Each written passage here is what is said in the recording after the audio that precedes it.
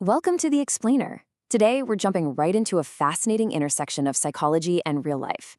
We're looking at professional Jungian psychotherapy and how it actually decodes our deepest, most profound life transitions. And honestly, this isn't just your casual morning after dream interpretation. We are talking about rigorous clinical analysis. We've got an incredibly revealing real-world case study lined up for you today, so let's just jump right in. Have you ever actually stopped to wonder what happens to our minds when we finally hit the end of our careers? We spend decades wrapped up in modern hustle culture, constantly climbing, working, building up those resumes. But then, as retirement actually approaches, there's often this massive subconscious shift. And let's be real, a whole lot of anxiety as we try to figure out who we really are without our fancy job titles. Section 1, Psychotherapy and Dreams, Decoding the Subconscious. Okay, let's dive right into this. We are looking at the dream log of a 60-year-old university professor who's right on the verge of retiring. Now, in professional Jungian psychotherapy, a dream is definitely not just random mental static. It actually acts as a highly detailed psychological map, showing us exactly what the subconscious is desperately trying to process. But before we unpack his dreams, we need to quickly grab two foundational Jungian terms, just to give us the right clinical vocabulary for this trip. First up is the persona. You can think of this as the external social mask, the identity we literally build from scratch to achieve success out there in the world. And the second is the self. This is our true, unconditioned, completely authentic inner core. And really, the entire journey of the second half of life is basically about moving away from that external persona and heading toward the internal self. So on this single night, our professor's subconscious throws a sequence of 3 distinct dreams at him. Each dream features a totally different character, and they act as different ports or life paths. It's almost like his own mind is laying out all his options right there on the table, basically forcing him to evaluate the true meaning of his life before he steps over that line into retirement. Part 2, the first mask, the upward climber. Let's look at the very first act of this nightly sequence. The first dream character he sees is his real-life cousin, Xie Zhongsheng. Now, in the framework of his mind, this cousin represents the ultimate educational persona. He is the relentless upward climber. Just look at cousin Chengsheng's path. He went to Pingtung Teachers College, became a junior high director, and, get this, incredibly, he went all the way to Hong Kong to earn a PhD at the age of 60 just so he could become an adjunct university professor. He was constantly, relentlessly climbing, and for a long time, he was absolutely a role model for our dreamer. But here's the catch. The family also saw him as so hyper-focused on his status that he came across as super frugal and even kind of selfish, basically sacrificing real relationships just for more achievements. And this brilliantly illustrates the exact conflict our dreamer is wrestling with right now.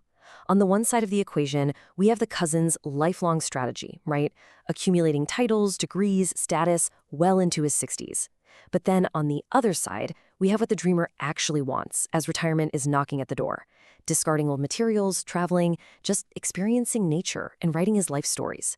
His subconscious is basically holding up this accumulation path and asking him straight up, is this actually still what you want?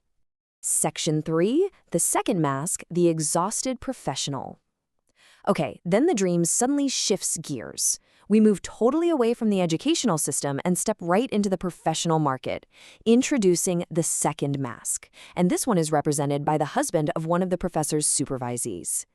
So this character is a practicing psychologist. But notice the specific family background the dream highlights here. This psychologist's father was a doctor. Now, in a clinical Jungian sense, that detail is huge. It represents this really heavy generational expectation of high professional responsibility and societal success. At this point, it's not even about the fancy titles anymore. It is all about the sheer crushing volume of work. Let's look at the subconscious math the dream lays out for this path. Step 1, a very high income, over 200K. Step 2, a massive caseload of 5 to 6 clients every single day. And step 3, absolute, extreme exhaustion. The dream isn't focusing at all on how much this psychologist is helping people. Nope.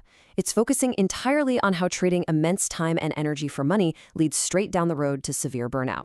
Let's actually pause for a second here, because I want you to reflect on your own life. If you strip away your job titles right now, and if you no longer use this immense workload or your daily productivity to define your personal value, what is actually left? Is your self-worth dangerously tied to just how busy you are? Because this is exactly the terrifying but totally essential question the dreamer is being forced to face. Part 4, returning to source, meeting the self. And that brings us to the third and final dream of the night. After basically rejecting the path of endless promotion and the path of exhausting professional labor, the subconscious makes this profound shift away from external achievement and moves toward internal grounding. We are finally meeting the self. Now the dreamer sees another relative, cousin Shi Ying Sheng. And this cousin? He isn't a professor. He's not a psychologist. He is literally just a simple farmer who grows wax apples. He stayed in the family home despite being the second son, and he's remembered by everyone as kind and totally amiable. In the dream, he's just out buying pesticides and peacefully chatting with the dreamer's father. No prestigious titles, no massive income. Instead, he completely embodies connection, nature, and this deeply grounding relationship with the land and his family.